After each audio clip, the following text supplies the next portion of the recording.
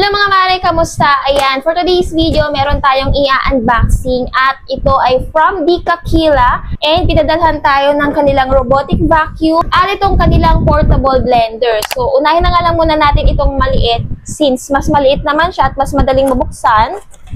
So, ayan.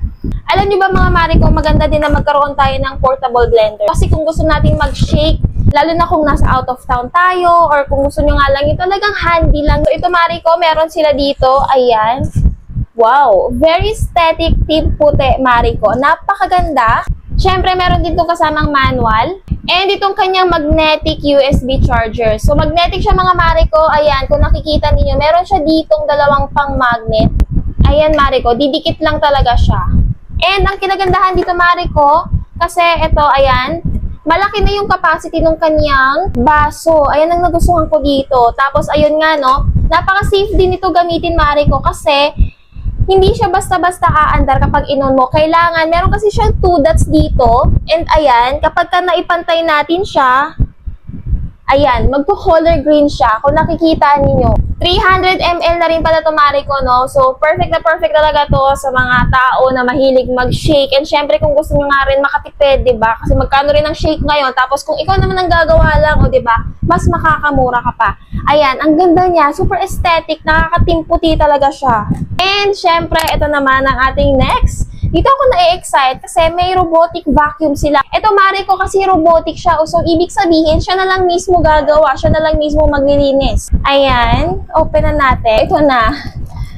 Ayan. Siyempre, ang kanyang style is pa-circle. Diba? Usually naman yung mga robotic vacuum is pa-circle talaga siya. Ayan. Wow. Ang ganda niya. In fairness. So, pasok na pasok pa rin talaga sa akin na team puti. And ayan yung kanyang likod. Meron siyang dalawang gulong. Meron na rin siyang parang pangwalis. Ganun. So, ayan. Of course, meron din siyang kasamang manual. And yung kanyang charger.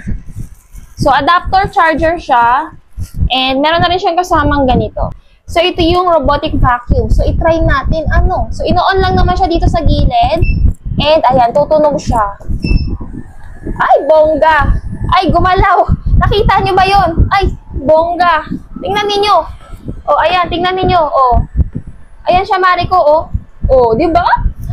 O, di ba? Na kahit naka-sitting pretty lang kayo, mare ko.